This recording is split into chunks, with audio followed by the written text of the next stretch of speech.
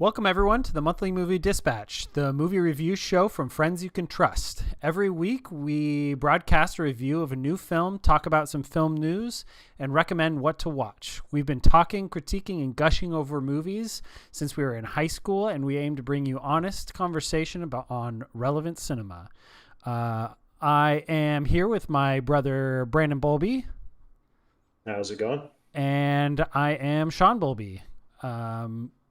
And today we're going to be talking about the new David Lowery film, The Green Knight, fantasy kind of epic type movie. But first we're going to start with our opening topic, and we are just going to talk a little bit about David Lowery.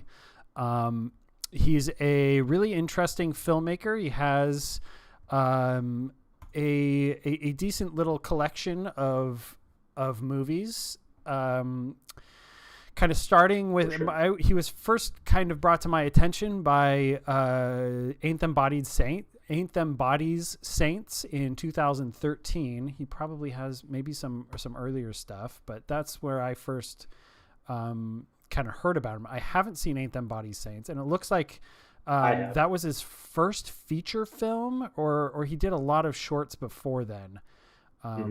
To my knowledge, that's his first feature film. Yeah. And I found it on Netflix just because the cast was so fascinating to me. It was like Casey Affleck and Rooney Mara, which has like both of those people actually have some of like just the best voices in film right now. For some reason, their voices are so interesting. Yeah. So that's kind of what turned me on to the movie, is just that cast. Rooney Mara is just like one of my all-time favorite actors out there. Yeah, definitely. Rooney Mara is so good. I really want to see more from her. But yeah, they actually... just real quick, Shaun, are you saving this as an offline file? Yes. Okay, let's keep going then. Don't worry about it. Okay. Is it Rooney Mara? Yeah. So actually, Rooney Mara and Casey Affleck came back for a future David Lowery movie, A Ghost Story, in 2017. Another interesting movie, but he also did like movies like Pete's Dragon, and The Old Man and the Gun. So Brandon, what makes a David Lowery movie? What are your thoughts about David Lowery?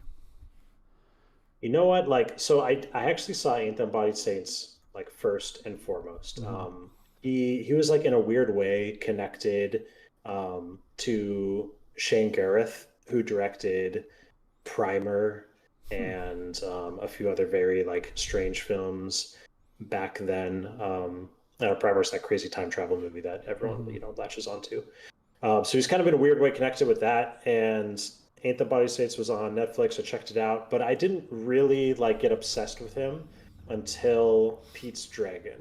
And it's not that Pete's Dragon is like my favorite movie by any means, or is a top 10 film of the year, but when I saw the way that this indie filmmaker, hired to like do a Disney live action film, was able to handle that property with like such quality and craft, and just a damn good filmmaker doing a children's movie. That kind of is when I just gave him all the respect in the world. Yeah. So ever since Pete's Dragon, honestly, been kind of hooked on this guy and just super interested in what he does.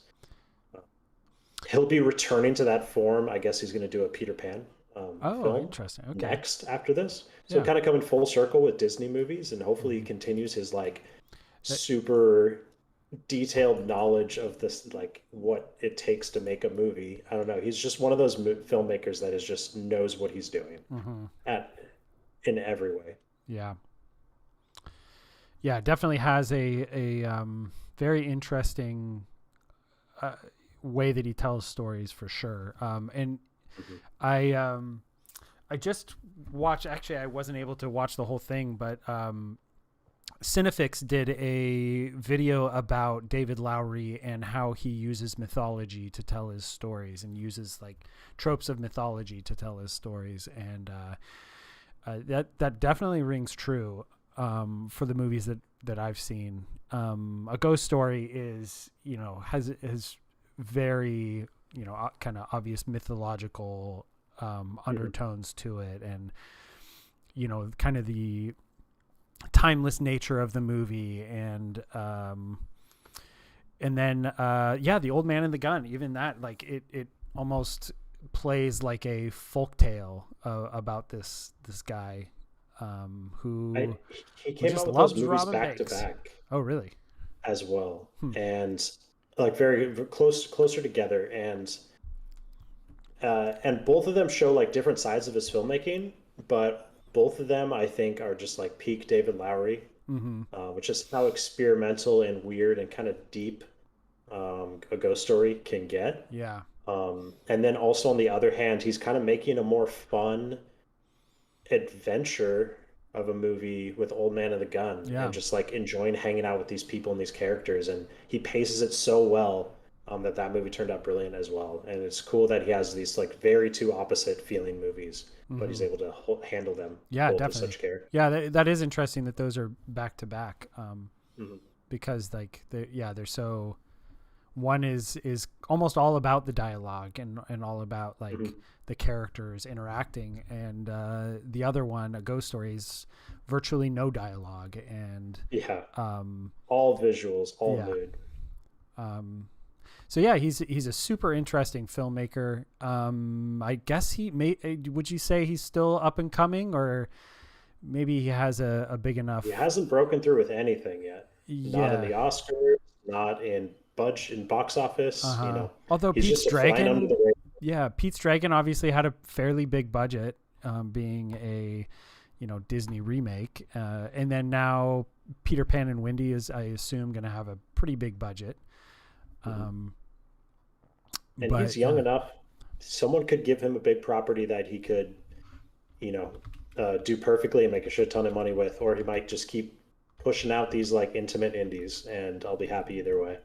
yeah. But he's still young. He's like 40 years old, and he'll Hmm. be with. I think he'll be with us for a long time, making good films. Yeah, definitely. And he seems to be one of those directors that is, he does a big studio project and to make a studio money, and then he does his own little kind of pet projects, and then go. I guess now is going back and doing a big studio movie, hopefully, so that he can later, get some money for some other really interesting pet Yeah, projects. And I it's just, worth saying he has his hands in on a lot of other departments of movies, mm, and the big one is he writes almost all his films. mm-hmm, So, like a lot of these other indie directors, when he has an idea, he's not afraid just to write it, produce it, direct it himself, and mm-hmm, just get it out there to people. He could take a movie from an idea from conception to being released, like the Tarantino style, and yeah, not care what anyone else says. And mm-hmm, like you said, at the same time, then going back to a Disney studio and getting some more money from yeah, doing a bigger budget thing. yeah. I just looked it up. The Green Knight's budget is actually 15 million. So that's Whoa, yeah. He does that is not much. yeah, Wow. he does a lot with a little budget, little baby Uh-huh. budget. Although, there's most of it is location shooting. There's not a whole lot of big epic set pieces, which is why I was kind of refraining from Probably calling it an four. epic, but it Yeah, probably definitely, 4 or 5 million of that is just going to that Fox, yeah. the CGI on that Uh-huh. Fox. But we'll get there. Yeah, the small amount of CGI and some prosthetics, and probably just the difficulties of shooting on remote locations. Yeah, But yeah, let's. Why don't we jump into our review of The Green Knight? let's do it. Yeah, so The Green Knight is directed by David Lowery. It stars Dev Patel, Alicia Vikander, and Joel Edgerton. The plot description is from IMDb.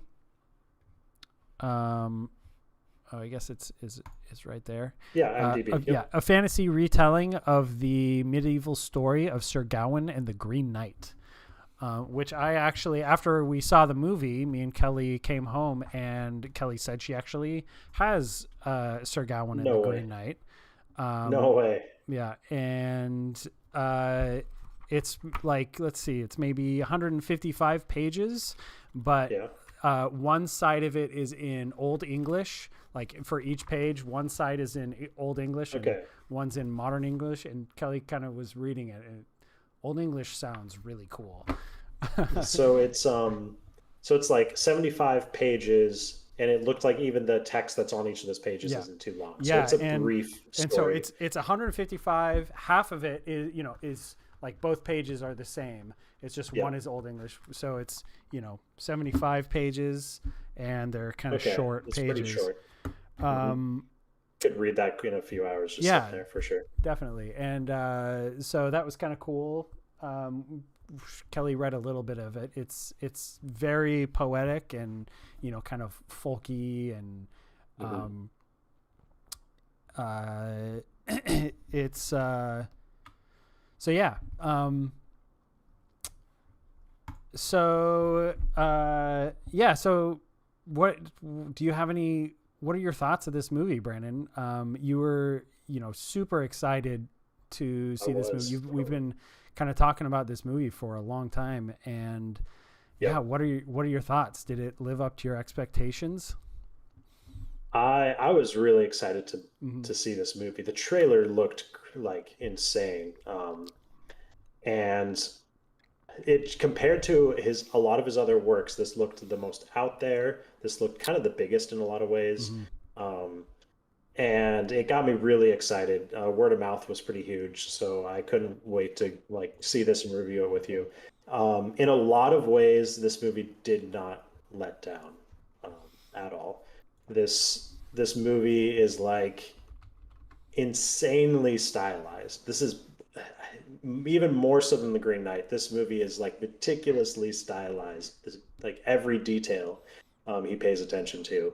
It's a feast for the eyes, for the ears, for the locations and the setting. Like kind of everything about it is just pretty perfectly well made. It's a tough movie to get through. This movie's over like maybe 2 hours, 10, 15 minutes. 2 hours and 5 minutes. And he makes it very apparent at the beginning, like this is a retelling of an old 1400s folktale or 1600s folktale. I don't know when this King Arthur stuff came out, but medieval times, and this is just a retelling of it. That's what you're seeing.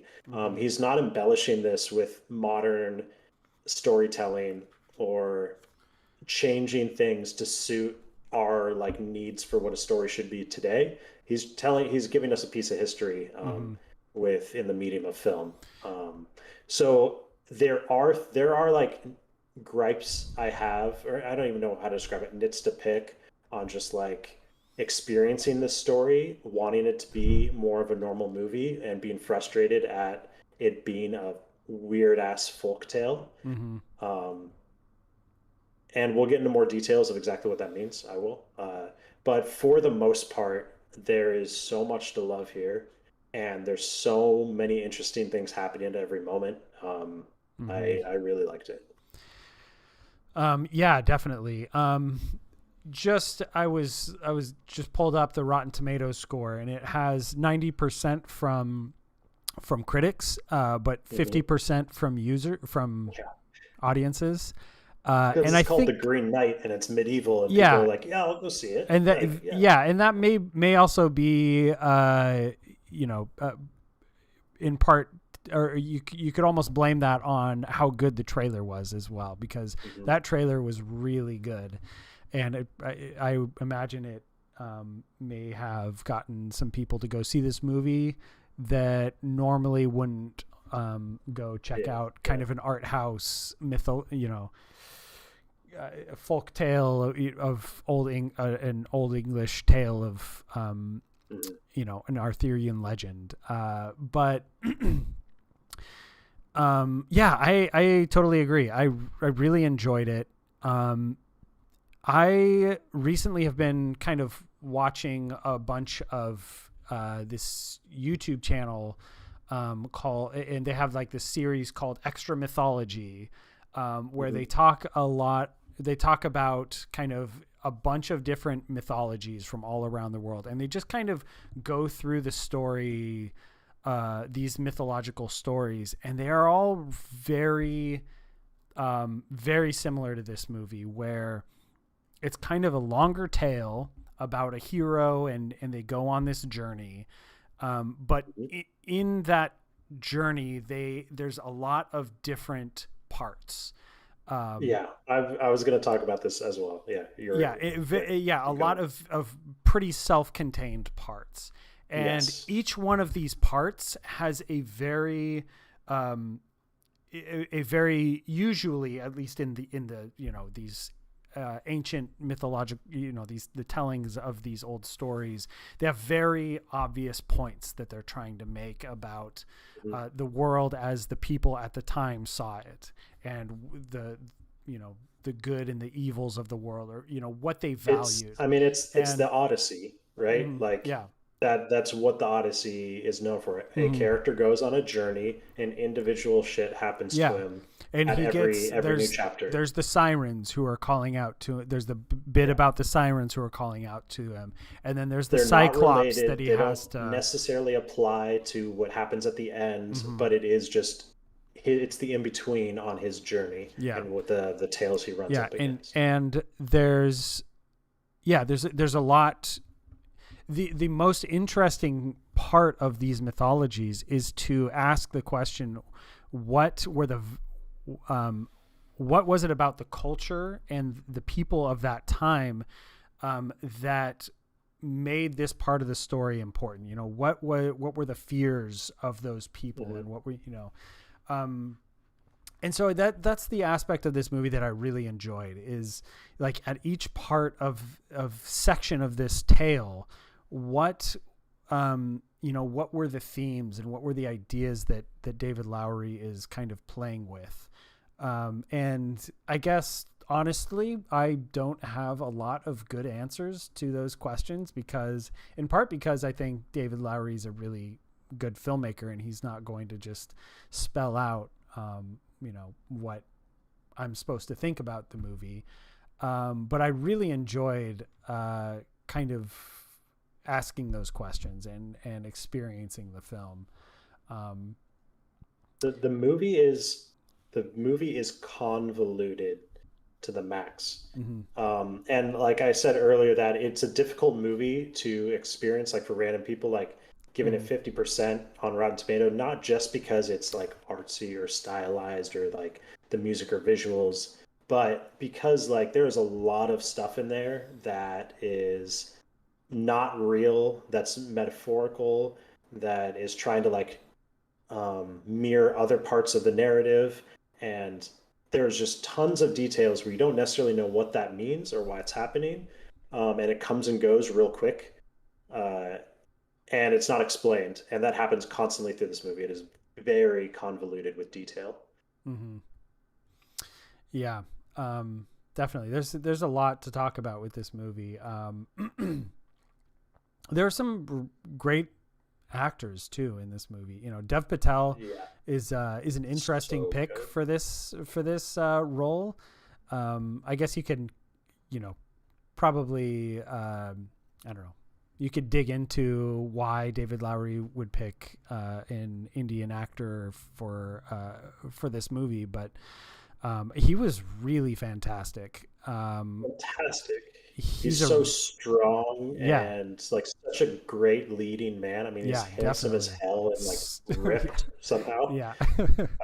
But definitely. Like his presence is great. Like I want to see him all over film, like more movies, please. Yeah, definitely. I mean, and I'd love to see him do more like of this, maybe not, medieval type movies, but like starring roles where he's just like his presence and his physicality is able to just carry a movie like this.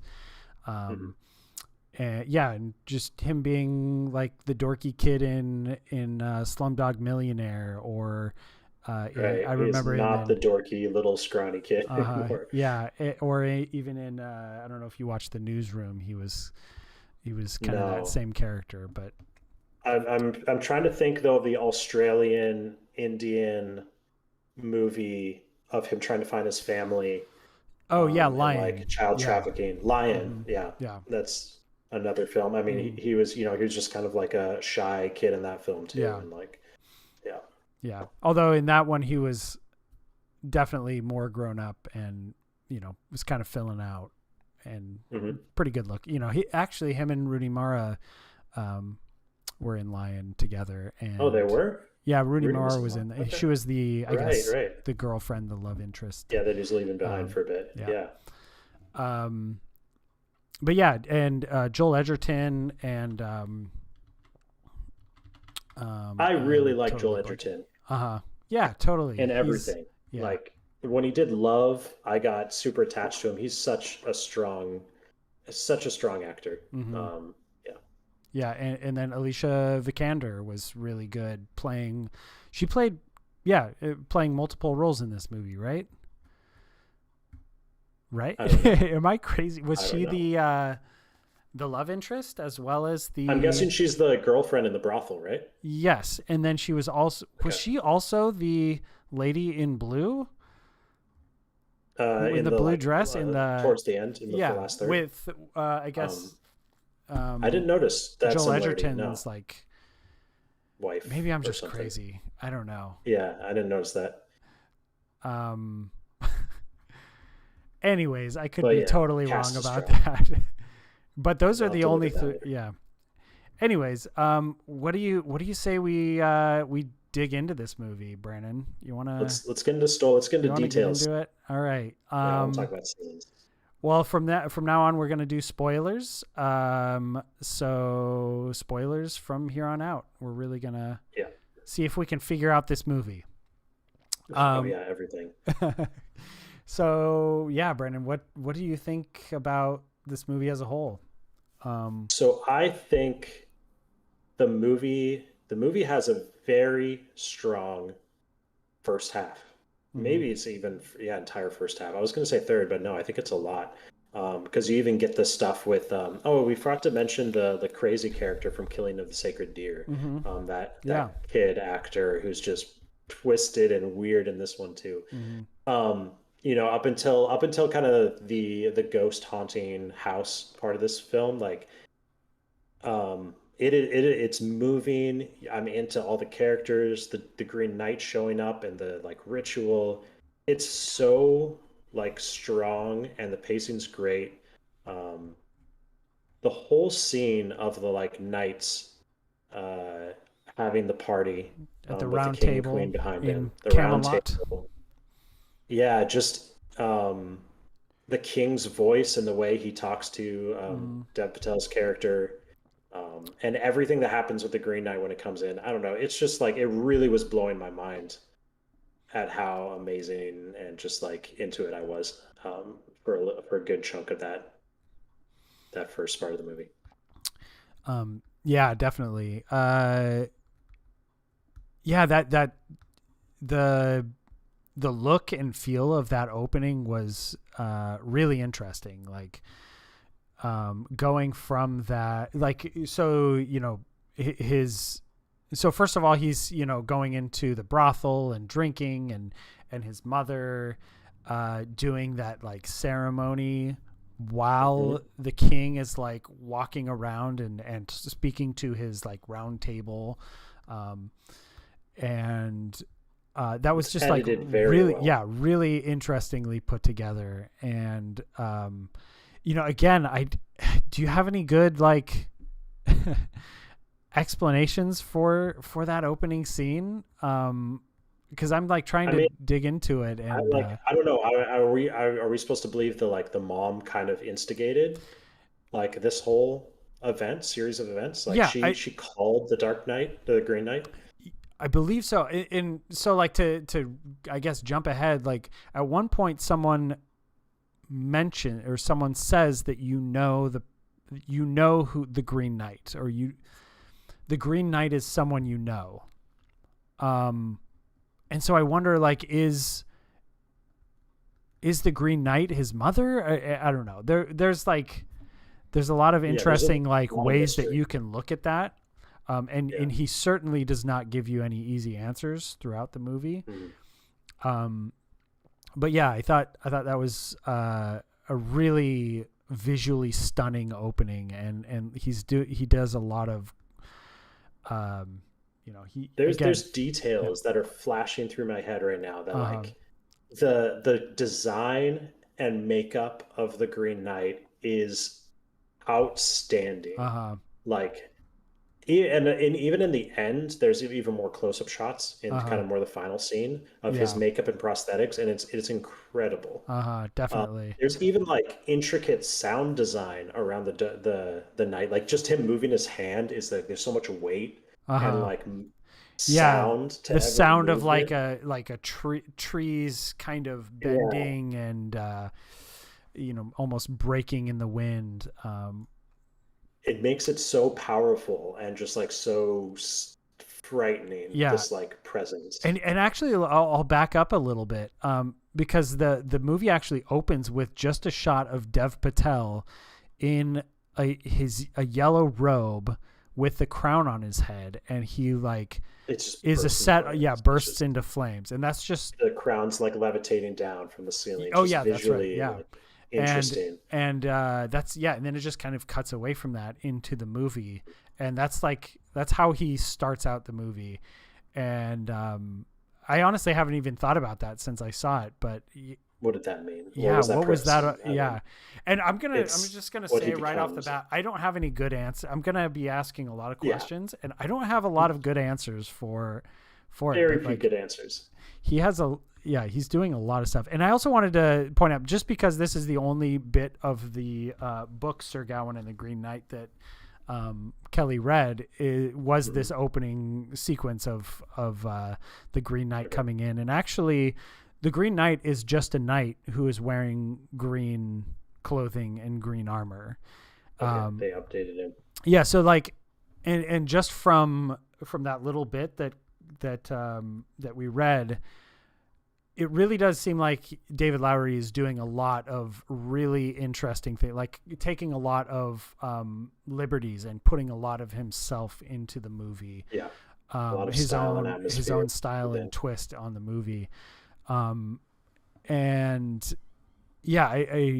So he's really not just kind of telling the story of, just kind of verbatim telling the story. I also believe the whole sequence with the woman, the ghost lady, and the skull, that is him. That is bringing in a different legend, folk tale that the book Sir Gawain and the Green Knight references. So like that scene isn't actually in the book Sir Gawain and the Green Knight. It's there's like one line that references a different folk tale that he brings into this movie as a as a thematic to fill it out thematically and get a little spiritual at that point. There's from the get-go, I really was appreciating, more so than a lot of movies, like what he was doing with lighting in this movie. For like a medieval movie, he was kind of just like fuck lighting inside any buildings. That's not where people didn't have light back then in the 1500s. You had windows with some like gray, cloudy sun fires and candles, and that's it. And like, but people aren't burning candles 24/7. Like, he's in a brothel. Like, it's just dark sometimes, and they just let that happen. I thought that was just like really cool choice. They didn't like flourish these like poor people's houses with candles everywhere. Oh my god! And I'm just flashing to the opening shot of like the farm animals, and it keeps cutting back to the farm animals in different positions, kind of playing around with each other. And then that exact same shot like moves over inside the brothel. And like they must have set that up so specifically to tie all that together into one shot. I wonder, those were CG animals? Not those. Maybe? Not those ones. No. Or I wonder, you know what? Actually, this could be the same three billboards argument. To me, there was like a tinge of CG, but I wonder if it was those animals were shot on like a green screen or something, and No, I think you're thinking more of the green composited screen into. behind it of the like bigger buildings in the background, like the one that was on fire, and Maybe like it's I like there thought, was green screen happening in the scene, but it wasn't the animals in the yeah. foreground. And really, the only reason I thought about that is maybe the only reason I thought that is because would be really difficult to get that shot, That long shot and that still long make it shot, work. and have these little animals doing interesting Yeah, things. Dave Patel must have just been hanging there for an hour waiting for the camera to Yeah, pan to him. yeah. Like, Uh-huh. uh, so um, cool. The movie is filled with these things that I can just yeah, like point out like every 5 minutes. I'm just like, oh, and that, and then he did that, and then he did yeah. that. I mean, let's see. Is there bigger things we can talk to besides just Well, I don't geeking know. out Maybe over we like kind of details? just go jump not scene by scene, but like part by part. Because, so like there's the opening sequence where the Green Knight comes, he chops off the Green Knight's head. Yeah. Um, And then there's the time that and passes. and then there's time that passes, and then he starts his journey. And the first thing that happens on his journey basically is I mean, you have you have the motif of the like old school like puppetry that's yeah, going through, yeah, and that's yeah, edited back and forth through the like the uh-huh, year in between. Even that's like creative. I loved how they yeah, did that, definitely. and like seeing different people all over the land like watching this puppet show Uh-huh. Like as is if really interesting. this legend where it was just a Uh-huh. really simple, almost nothing moment where he just like this guy walks in and he cuts off his head and that was Yeah, it. And then like word spread. the word spreads, and then the building of that myth kind of spreads throughout the land, Yeah, that kind of builds I don't know, the tension, and builds I don't know, in this Dev Patel's head, Sir Gawain's how head. big of Yeah. a deal this is Yeah. getting. Like, And then he starts his journey, and the first thing that happens, I guess, is he bumps into, I looked up his name. killing a deer kid. Yeah. Killing of a Sacred Deer Kid. I want to give him a shout out. Barry, Keegan. Yeah, we get that long shot, this huge epic shot in this post battlefield, which like looked so expensive. Yeah. And it's this long tracking shot, and Dave Curie or whatever his name is acting the hell out of that scene. He's like this Mm-hmm. tripping out, like scatterbrained kid trying to have a Yeah. conversation with this knight on a horse, and he can't focus, and he's like, Uh-huh. it's so crazy. Uh-huh. Almost very like that character was very reminiscent of Killing of a Sacred Deer. The way he kind of talked, and he had some Yeah. like weird mannerisms, Oops. and That kid's gonna be typecasted for the rest of his life oh now. no, but he's so Yeah, good at it. He's so good. yeah. Yeah, I really want to see more of this kid, Barry. I can't pronounce it. Keo. Um, anyways, and that scene was really interesting, and it ends with him kidnapping Sir Gawain and tying him up and stealing stealing his axe and saying, "I'm going to finish this for you," Yeah. and then running off. And then it like does this really crazy, like it Yeah. shows Dev Patel just laying there tied up, and then it pans around 360, and it comes back around to Dev Patel, and he's dead. He's a pile of bones laying on the ground. Yeah, rotted corpse. And I mean, just kind of like the corpse that we saw, like hanging in the crossroads in that yeah, cage, or the yeah, skeleton, definitely. just like totally rotted out and just Yeah. left there to die. And then it shows him for a second, and then it pans all the way back around 360, and it shows Dev Patel back, tied up, struggling, and he ends up getting out of it and going Yeah, and continuing I don't his think journey. there's like a ton to always read into these weird things that David Lowery does, besides like they connect to other things. Uh-huh. And this connects to the ending and the Mm-hmm. points of the Yeah. whole movie, and the like existentialism of life and Yeah. death, um, and the meaninglessness of it all, to be frank. And Yeah. And I think that's just like another signal. Like that's David Lowery just like, poking at the end of the film Yeah, there, and I kind of showing it feel to like us early. that's his story could have ended right there on his first Yeah. little hiccup on the journey. And Um, what's the Green Knight's line that he says? He's like, the Green Knight says like, "What's the difference? yeah, Like I'm gonna kill you now. What's the difference? Like, yeah, what does it matter?" um, So like, if he had definitely. died there in the field, like David Lowery was showing us, or in the woods, what Hmm. difference would it have made? Yeah, um, for sure. And then he goes on kind of a journey of where he's trying to survive, like a journey of survival. This He is where ends it up. gets weird for me, or Mhm. for maybe for everybody, right? Yeah. Um, and this is the where it turns into an old story that's harder to follow and Hmm. with worse pacing than what modern storytelling would give us. Hmm. Right? Very It's choppy, or a bit choppy. Very like broken up Yeah. into different sections. We just He. want to see him get to the Green Knight. We're not really sure what he's doing or Mhm. why he's hanging around. So it's different. Um, Yeah, definitely. it's hard for me to say like a better movie would have put a more purposeful Hmm. middle in there, middle storyline in there. But at the same time, like we're also watching like a historic, you know, Yeah. drama from the Hmm. 1400s. So like, what am I actually complaining about? Yeah. And I think that has value. Like, uh, I really do. Like, you can pull a lot of meaning about history and the people who are telling these stories and hearing these stories from these little bits and pieces that David Lowery is bringing into this movie.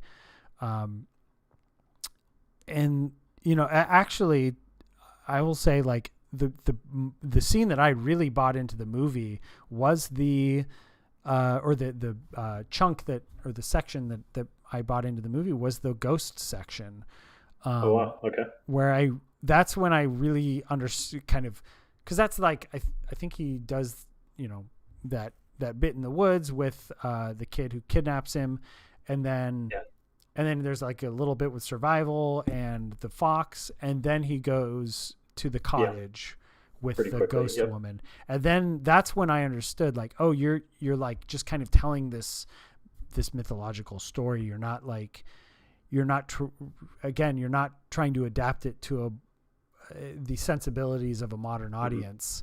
Although he is, definitely adapting the story in his own way, but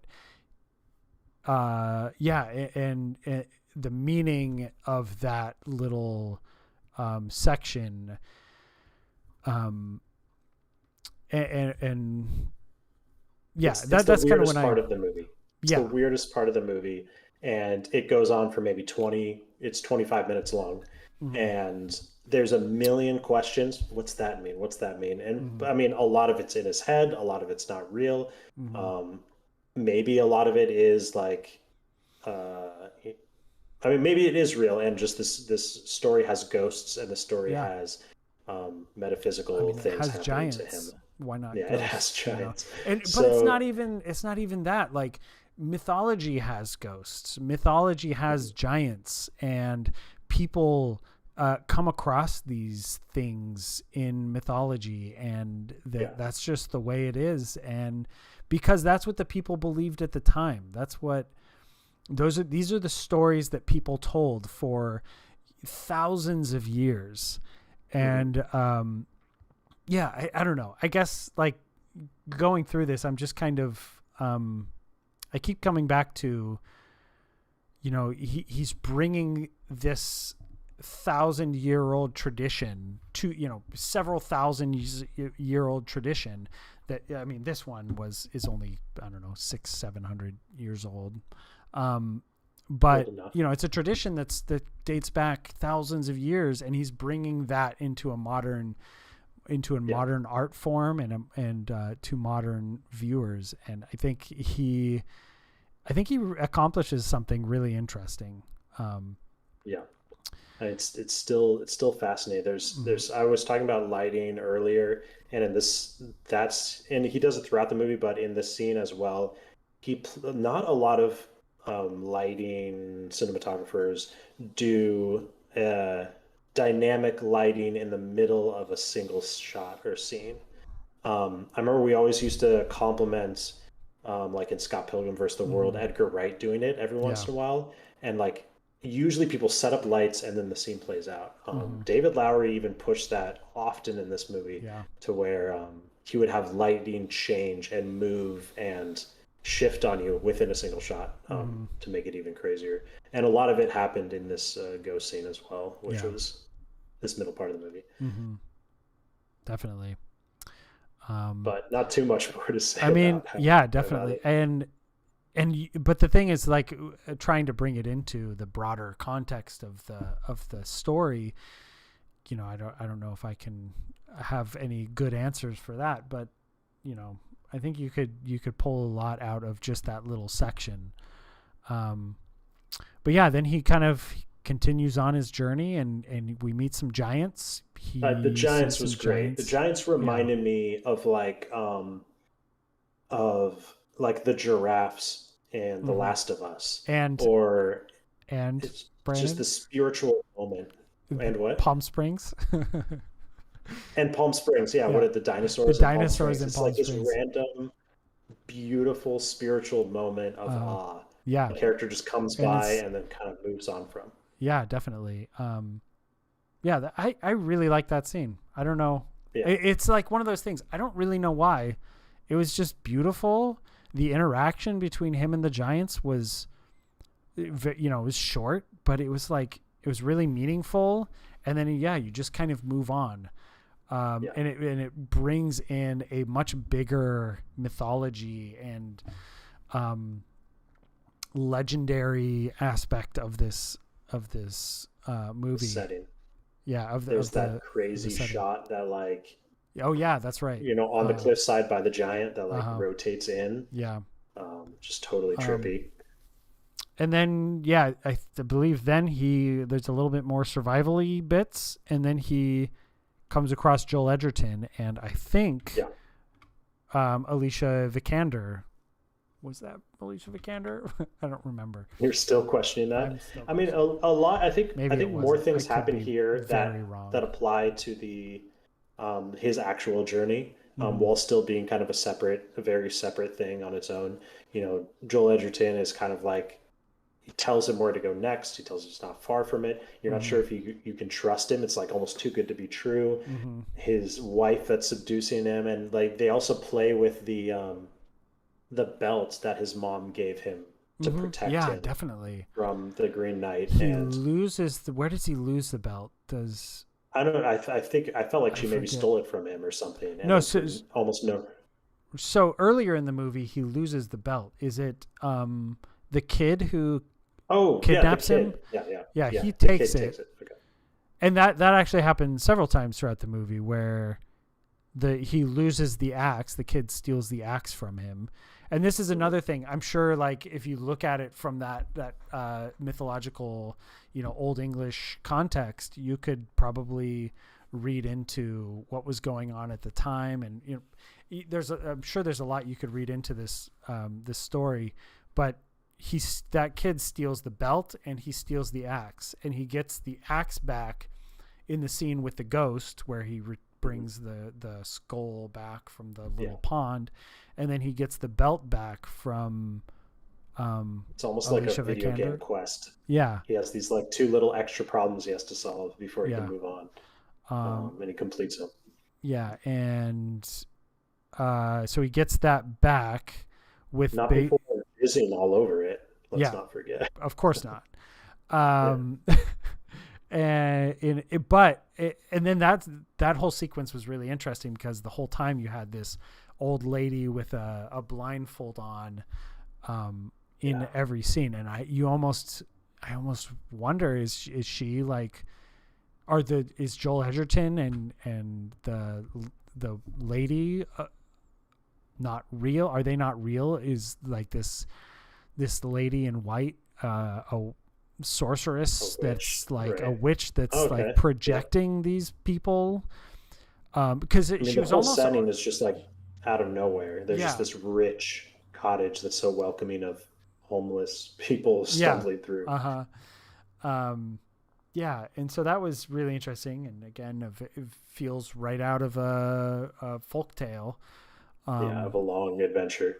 And I There's details in there I loved, like the old photograph, like looks like one of the first photographs ever taken. yeah, She's in this crazy room and opens this peephole, yeah, and then the light shines on the emulsion, and it's yeah, like upside that was down, really cool. and he just looks at it. He's like, because he's probably Uh, never seen something like yeah, that before in and his life. the cool thing is she almost it has a very magical feel, like the only way that is possible is through magic.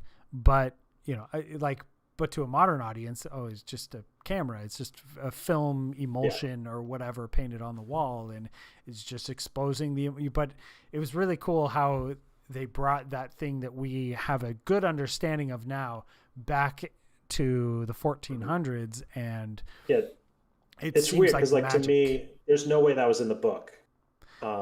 Yeah, And like, I mean, just because obviously they're using yeah, like film to do it, and this is just like his idea alone, just to have hmm, this like really yeah, trippy, unique thing in a time period where it shouldn't belong, but it's like the oldest version of that you could imagine. hmm, Um, yeah. I Or don't know, maybe it's just there's really cool something about visuals. it in the book about, maybe she actually in the book she Painted painted or something. something, Yeah, right, and it's right. like there's Yeah, something about the painting that is in the book, and magical. he adapts it into I could see a that. That would film make thing. sense, right? Yeah. I don't know. I kind of want to keep reading it. Yeah, definitely should. I'll Um, probably next time I'm there, I'll probably pick it up and skim through too. yeah. What'd you think of Um, that hot steamy kiss between our two oh yeah. So that was another between our one that two was main like, characters? that was Talking another, about Joel and Dev, yeah, not the definitely. girl. Yeah. Okay. That was another one that made me think that old, like they were all the same person. Like that old lady was puppeteering, or maybe they were like, she was witchcraft projecting them or whatever. But that kind of made the sequence where he gets the belt, where she jerks him off, and he gets the belt, and then like Joel Edgerton kisses him. I don't know, that kind of brought those two things together as if maybe they were the same person, and it was just that old lady controlling whatever. I don't know.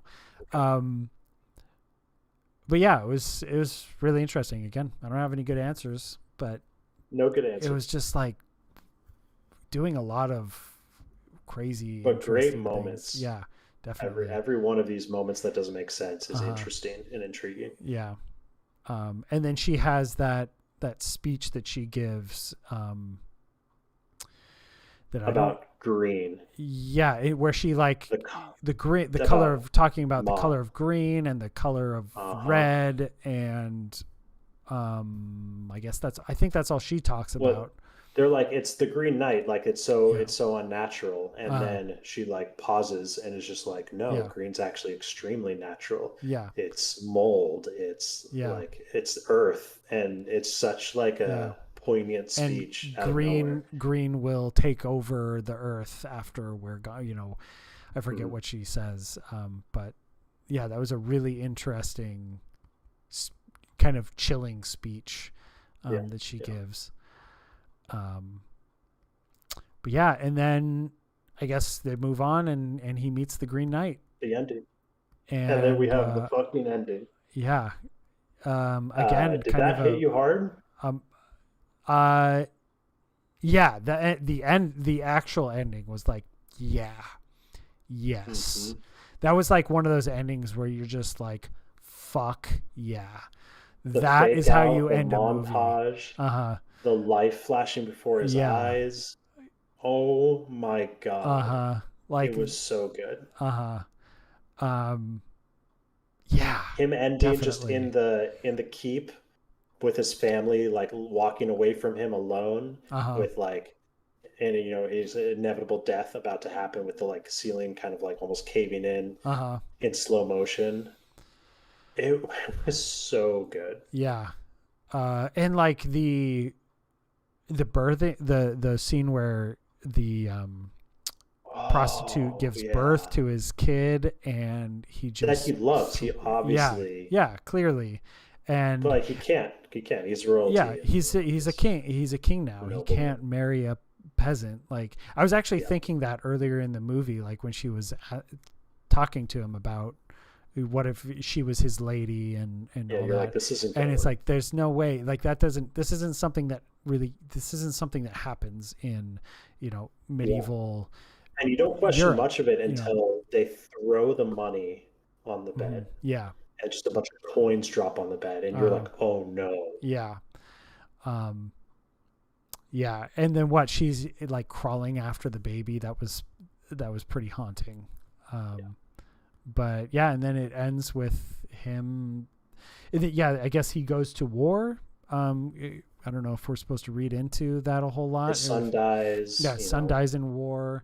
And it's a beautiful scene, beautiful moment. And he loses that powerful war, and apparently he loses that war, and they are coming into the castle, and he's gonna die. That's just his life. Yeah, that's his life. We see the next 10 years of his life, or 15. Yeah, and then it cuts back, and he takes off the belt, and then he says, "Now off with your head." Yeah, that's how you fucking end a movie. Yeah, he like caresses his cheek. Yeah, like that. Yeah, it's so good. Yeah, it's so good. I don't have any great answers for that sequence, but I mean, I think that scene's like kind of more on the nose than anything. Probably, like we know what David Lowery's telling us, or the original folktale is telling us. Yeah, and it's like the Green Knight says it out loud. His story might as well end here. Yeah, your story might as well end right now. And I don't know if it's that deep, but I don't know. I kind of, if this is in the original folktale, if it does end, if that is the point of the Green Knight, is that is just the like duality of life and death and the meaning of it all. It is cool. You're skimming ahead to the last page. That people back in the like 1300s, I like how I say it different 100 years every time I say this. People back in the 1300s were wrestling with that in the exact same way. The like meaning of life or the meaninglessness of life. And you want me to read the last line of Sir Gawain and the Green Knight? Yeah, many exploits before now have happened much like this. Now may the thorn-crowned God bring us to his bliss. Amen. That's pretty poetic, yeah. But yeah, just I mean, it was interesting thinking that people 700 years ago were having these same existential ideas and thoughts and putting them into stories to wrestle with them. Yeah. Definitely. And that's what the Green Knight represented. And David Lowery showed that so well in those two different time frames he gave us of what could have happened and what is happening. And yeah, it was brilliant. Definitely. We should probably end it here.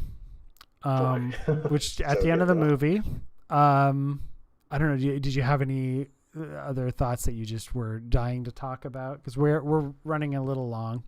No, that was cool. We haven't gone through a movie in this step-by-step form, but I think this movie really warranted that. Yeah, definitely. Really warranted I think that. So. It's absolutely not for everybody, but I think this movie will show up on people's top 10 lists at the end of the year, and people will talk about it for a long time going forward. Yep. Definitely. So, go if that sounds interesting to you, go check out The Green Knights in theaters right now. It sounds like we both enjoyed it. I'm actually curious to know what Derek and Nick thought about it, because they, I think they both already saw it. But next week we are going to talk about the movie, the Suicide Squad. I'm blanking on the filmmaker's name. James Gunn wrote and directed it, and Derek is definitely going to talk about it. I'm not sure who he's going to be hanging out with while he talks about it. but that would be 4 weeks in a row for me. So I do want to talk about it. It looks really good, really interesting. I can't wait to see it. Yeah, even I can't if I'm wait not to see on it. there, I'm going to see it. I'm so excited. Definitely. So check out the Suicide Squad and listen to that podcast. So yeah, go ahead and follow us, like us, and subscribe to the Monthly Movie Dispatch, and we'll see you next week or later on. Bye. Bye.